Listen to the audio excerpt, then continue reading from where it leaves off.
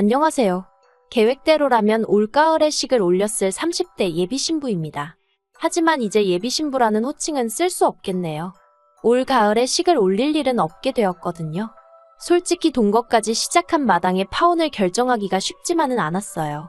이미 제가 결혼을 앞두고 있다는 건 저나 부모님 주변에 알만한 사람들은 다 알고 있었으니까요. 그렇지만 체면 생각하느라 아니다 싶은 결혼을 추진하자니 그러다 정말 이혼이라도 하게 되면 그땐 어떡하나 싶대요.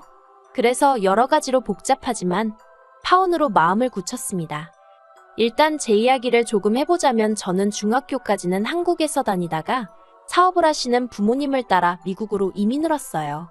그래서 고등학교와 대학은 미국에서 나왔고 이후로 뉴욕에서 회사를 다녔습니다. 하지만 시간이 흐를수록 한국에 대한 그리움이 커졌고 그래서 부모님과 상의 없이 한국 내 직장을 알아보기 시작했어요. 그리고 운 좋게 미국에서의 경력을 인정받아 나쁘지 않은 조건으로 한국에 있는 회사로 이직을 하게 되었지요. 부모님과 떨어져 지낼 것이 마음에 걸리긴 했지만 정작 부모님은 한 번뿐인 인생이니 이제 네 뜻대로 살아보라며 응원해 주시대요. 그래서 덕분에 조금은 편안한 마음으로 한국으로 돌아올 수 있었어요. 그리고 이렇게 한국에서 직장 생활을 하다가 남자친구를 소개받았습니다. 직장 상사의 소개였기 때문에 내키지 않아도 나갈 수밖에 없는 자리였어요. 미국이었다면 당연히 싫다고 했겠지만요. 하지만 인연이긴 인연이었는지 남자친구도 저도 서로 호감을 느꼈고 이후로 얼마 지나지 않아 바로 사귀는 사이로 발전했습니다. 남자친구는 저와 마찬가지로 직장을 다니는 평범한 회사원이었어요.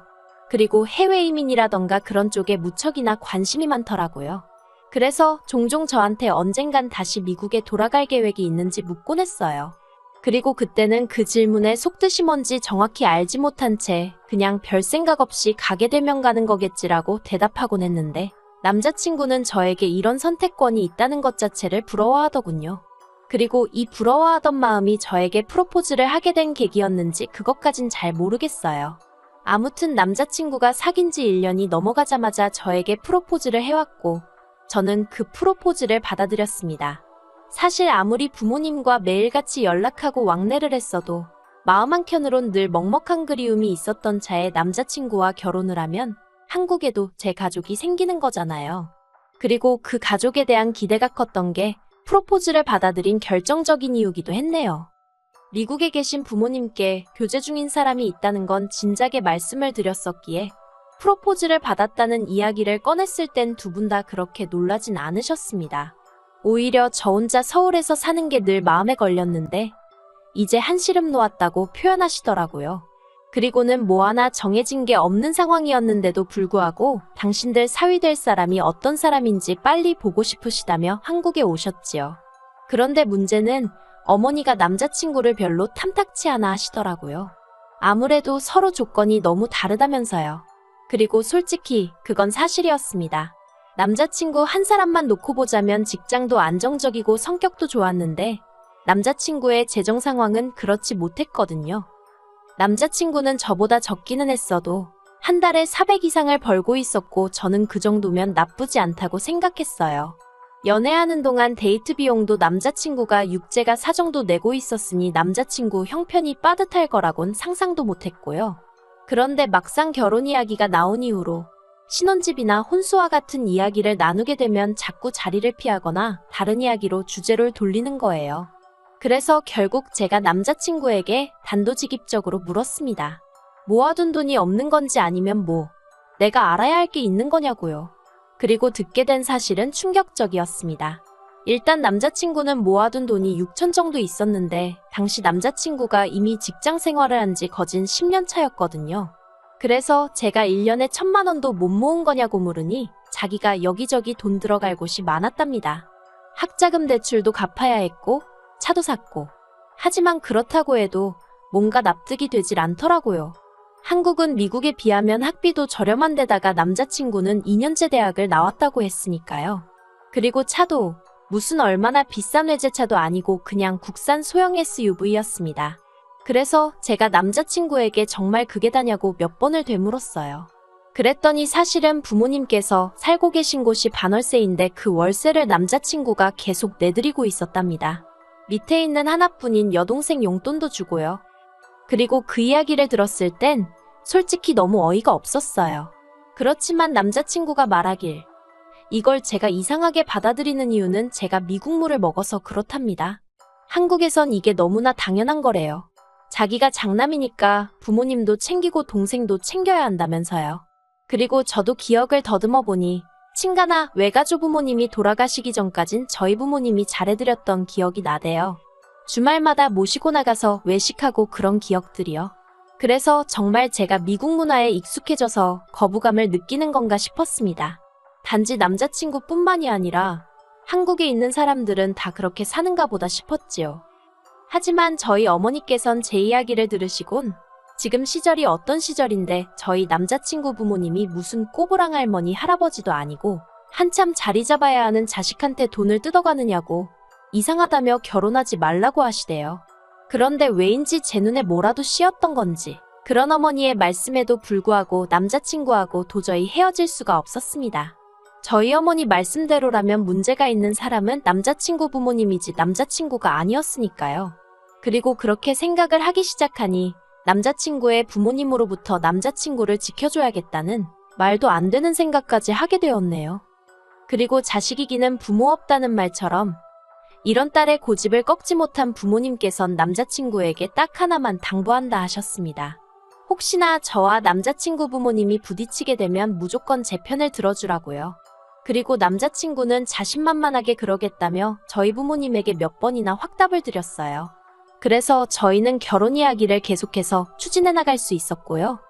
그런데 저희 부모님이 한국에 오셔서 저를 위해 해주신 일은 그게 다가 아니었습니다. 결국 저희 결혼을 허락하신 부모님께서는 온 김에 일단 해줄 수 있는 건 다 해주시고 가시겠다며 제 앞으로 작은 아파트도 한 채 사주고 가셨으니까요. 사실 남자친구가 모은 돈에 제가 모은 돈을 다 더해도 대출을 받지 않으면 어디 전세나 가야 할 상황이었는데 생각지도 못한 집이 생겨서 여러 가지로 숨통이 트이는 듯 했어요. 남자친구도 이 정도는 기대도 안 했는데 너무 좋다고 난리도 아니었지요. 그리고 저는 마침 전세 계약도 끝나가던 차였기에 부모님이 사주신 아파트로 먼저 이사를 했어요. 원래는 남자친구 자취방 계약 기간이 끝날 때까지 기다렸다가 같이 이사를 들어올까 하는 생각도 하긴 했는데 그러면 제가 지낼 곳이 몇 달 정도 붕 뜨는 상황이었거든요. 물론 고시원 같은 곳을 들어가려면 들어갈 수도 있었겠지만 그럼 제 짐은 다 어디다 보관을 할 것이며 아무튼 그것도 보통 일이 아니더라고요. 그리고 무엇보다도 결혼식을 앞두고 한 푼이라도 더 모아도 시원찮은 판국에 쓸데없이 헛돈을 쓰고 싶진 않았습니다. 그래서 제가 먼저 이사를 했어요. 그런데 제가 이사하고 얼마 되지 않아 남자친구가 자기도 아파트로 들어오겠다 했습니다. 반지하에서 생활하는 게 지긋지긋하다면서요. 그리고 결혼 이야기까지 오고 가고 실제로 신혼집으로 쓰라고 사주신 집인데 못 들어오게 한다는 건 말이 안 되잖아요. 그래서 그러라고 했습니다. 한마디로 번갯불에 콩 구워 먹듯 얼결에 결혼 전에 동거를 하게 된 거죠. 그런데 동거를 시작하고 2주쯤 되었을 때 남자친구 어머님으로부터 연락을 받았습니다. 이번에 당신 형제들이 서울에 있는 병원에서 검진을 받으러 올라오는데 그때 저를 소개시키고 싶으시다고요. 저는 솔직히 결혼식 당일에 뵙게 될 줄 알았고 그거면 충분할 거라고 생각했는데 어머님이 갑자기 그런 말씀을 하시니 당황스럽더군요. 하지만 그런 제 마음도 모른 채 남자친구가 옆에서 그거 정말 좋은 생각이라며 그러라고 했어요. 이번 기회를 놓치면 제가 직접 한 분 한 분 뵈러 인사를 가야 한다면서요. 그래서 자의반타의반으로 알겠다고 했습니다. 그런데 저를 더 황당하게 한 건 그러면 그때 아예 저희 집에서 집들이를 하자는 거예요. 사람도 많은데 어디 식당을 가기도 마땅치 않지 않냐면서요. 그리고 이번에도 남자친구가 나서서는 인사도 드리고 집들이도 해버리고 일타이피라나 어쩐다나 하도 설레발을 쳐서 그렇게 하게 되었네요. 그리고 그 집들이가 어떻게 보면 제가 남자친구와 파혼을 결심하게 된 결정적인 사건의 시작점이었습니다. 사실 집들이라는 게 저희 집이 이렇게 생겼습니다 하고 보여드리고 식사 한 끼 하면 되는 자리잖아요. 그래서 정리가 미처 끝나지 않은 개인적인 물건들은 안방이나 적당한 곳에 일단 넣어뒀거든요. 그런데 약속 당일날 약속 시간보다도 일찍 도착하신 어머님 아버님을 비롯하여 8분의 어른들이 더 몰려왔습니다. 그래서 제가 어머님께 4분 정도 오신다고 하지 않으셨냐고 여쭈니 그 사람들도 다들 자기들 짝꿍이 있지 않겠냐면서 그러니 제가 센스껏 곱하기 2를 했어야 한다고 핀잔을 주시더라고요.